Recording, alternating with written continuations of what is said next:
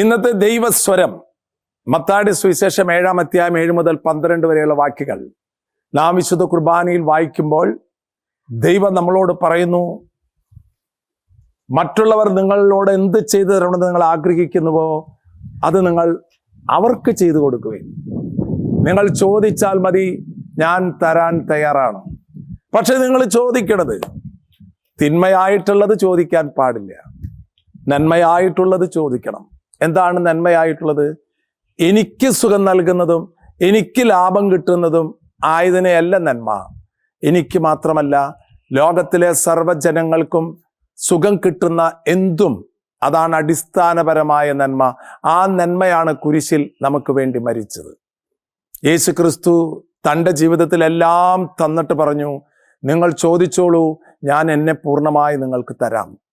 പ്രിയമുള്ളവരെ, ഈ നോമ്പ് കാലഘട്ടത്തിൽ ക്രിസ്തുവിൻ്റെ സ്നേഹമാണ്, ക്രിസ്തുവിൻ്റെ സഹനമാണ്, ക്രിസ്തുവിൻ്റെ ത്യാഗമാണ് നമ്മുടെ ചിന്താവിഷയം. ഇന്നത്തെ സുവിശേഷം നമ്മളോട് പറയുന്നു, ചോദിക്കുവിൻ നിങ്ങൾക്ക് ലഭിക്കും, കൊടുക്കുവിൻ നിങ്ങൾക്ക് ലഭിക്കും. നമ്മൾ കൊടുക്കാതെ ദൈവത്തോട് ചോദിക്കുന്നതിന് അർത്ഥമില്ല. പ്രിയമുള്ളവരെ, നമ്മൾ ആർക്കും കൊടുക്കില്ല എന്ന് കണ്ടാൽ പിന്നെ തമ്പുരാൻ നമുക്ക് തരുമോ? നമുക്ക് തന്നിട്ട് ഒരു ഗുണമില്ല എന്ന് കാണുമ്പോൾ തമ്പുരാൻ നമുക്ക് തരുന്നില്ല. നിനക്ക് ഞാൻ 2 താലന്ത് 5 താലന്ത് ഒക്കെ തന്നിട്ട് നീ അതൊക്കെ കുഴിച്ചിടാനാണ് പരിശ്രമിക്കുന്നതെങ്കിൽ നിനക്ക് എന്തിന് തരണം?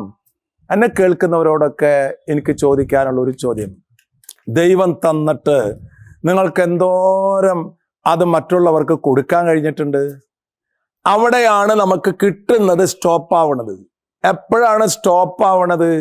നമ്മൾ കിട്ടുന്നതെല്ലാം പത്തായത്തിൽ പെട്ടിയിൽ കൂട്ടി പൂട്ടി വെക്കാൻ പരിശ്രമിച്ചാൽ പിന്നെ പത്തായത്തിലെ നെല്ല് അവിടെ കിടന്ന് നശിച്ചു പോവുള്ളൂ.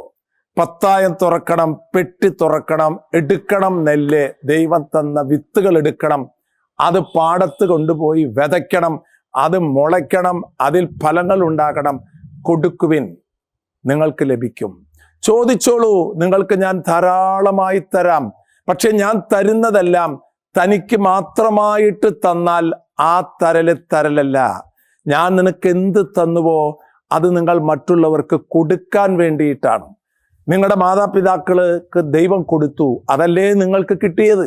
നാം ഈ ലോകത്തിലൊരു സഞ്ചാരിയാണ്, ദൈവസന്നിധിയിലേക്ക് യാത്ര പോകുന്ന ഒരു സഞ്ചാരി. ജീവിതത്തിൽ കിട്ടുന്നതെല്ലാം കൊടുത്ത് ജീവിച്ച ഫ്രാൻസിസ് അസീസിയാണ് നമ്മുടെ മുമ്പിൽ നിൽക്കുന്നത്. കിട്ടുന്നതെല്ലാം കൊടുത്തിട്ട് പ്രാണൻ വരെ നമുക്ക് വേണ്ടി ദൈവപിതാവിൻ്റെ കൈകളിൽ ഏൽപ്പിച്ച യേശു ക്രിസ്തുവിൻ്റെ പീഡാസഹനങ്ങളെ ഓർക്കുന്ന ഈ നോമ്പ് കാലഘട്ടത്തിൽ വെറുതെ ഇങ്ങനെ ഇരുന്ന് പ്രാർത്ഥിച്ചിരുന്നോണ്ടായില്ല പ്രിയമുള്ളവരെ.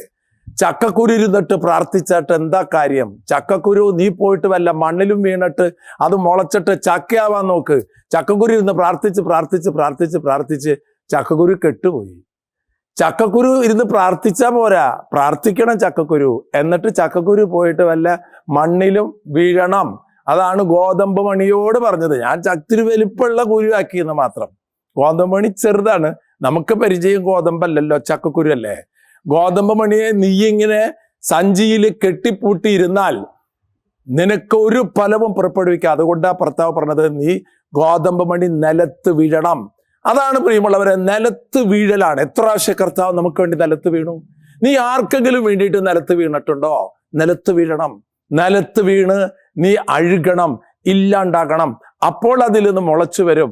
അത് നിനക്ക് ദൈവം തന്നാൽ കോടാനുകോടി നിനക്ക് കൊടുക്കാൻ കഴിയും. ആ മനസ്സുള്ള മനുഷ്യരായി ഈ നോമ്പ് കാലഘട്ടത്തിൽ നമ്മളാകണം. കിട്ടുന്നത് കൂട്ടി എണ്ണം കൂട്ടി 10 ചക്കക്കുരു, ഇപ്പം 25 ചക്കക്കുരു, ഇപ്പം എനിക്ക് 65 വയസ്സായി, ഇപ്പോൾ 120 ചക്കക്കുരു. ഇതൊക്കെ കൂട്ടി വെച്ചിട്ട് എവിടേക്ക് കൊണ്ടുപോകാനാണ് പ്രിയമുള്ളവരെ? ഈ ഭൂമി കൂട്ടി വെക്കുന്നതെല്ലാം കെട്ടുപോകും. എന്നാൽ ഈ ഭൂമിയിൽ നീ മറ്റുള്ളവർ നിനക്ക് ചെയ്തു തരണം എന്ന് നീ ആഗ്രഹിക്കുന്നത് അവിടെ ചെയ്തു കൊടുക്കുമ്പോൾ അതെല്ലാം ജീവിതത്തിൻ്റെ ഡെപ്പോസിറ്റാണോ? സൗത്ത് ഇന്ത്യൻ ബാങ്കിലും കാത്തലിക് ബാങ്കിലും ഒക്കെ കാശിട്ടിട്ടൊന്നും ഒരു കാര്യമില്ല. മരിച്ചു കഴിഞ്ഞാൽ പാസ്വേഡ് കിട്ടാണ്ടൊരു ബുദ്ധിമുട്ട് പിള്ളേർക്ക് ഉണ്ടാവും. അതൊക്കെ തപ്പിപ്പിടിക്കുക, ബ്രേക്ക് ചെയ്തെടുക്കാനുള്ള കഴിവൊക്കെ ഇപ്പം നമുക്കുണ്ട്.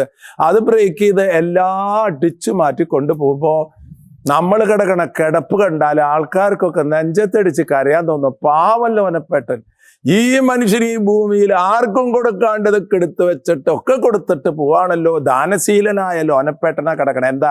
എല്ലാം കൊടുത്തിട്ടല്ലേ പോണേ. എല്ലാ മനുഷ്യരും ദാനശീലരാകും. എപ്പോഴാന്നറിയാ? മരിച്ചു കിടക്കുമ്പോൾ. ദാനശീലനായ വർഗീസിന്റെ മൃതസംസ്കാരത്തിലാണ് നമ്മൾ സംസാരിക്കുന്നത്. കാരണം എന്താ? തനിക്കുള്ളതൊക്കെ കൊടുത്തിട്ട് പോണേ. ജീവിച്ചിരിക്കുമ്പോൾ കൊടുക്കുവിൻ, നിങ്ങൾക്ക് ലഭിക്കും. സ്വർഗസ്ഥനായ പിതാവ് തൻ്റെ പുത്രനെ നമുക്ക് തന്നു. മാതാവ് തൻ്റെ ഓമൽ സുതനെ നമുക്ക് തന്നു. ഈശോ തൻ്റെ ശരീരവും രക്തവും പ്രാണനും തന്നു. എന്നിട്ടാണ് പറയണത് എന്ത്? കൊടുക്കാൻ. കൊടുക്കാത്തവൻ നഷ്ടമായിത്തീരും അവൻ്റെ ലൈഫ്. കൊടുക്കുന്നവനോ ലാഭമായിത്തീരും. You decide. കൊടുക്കണോ കൊടുക്കണ്ടേ? Give or not to give.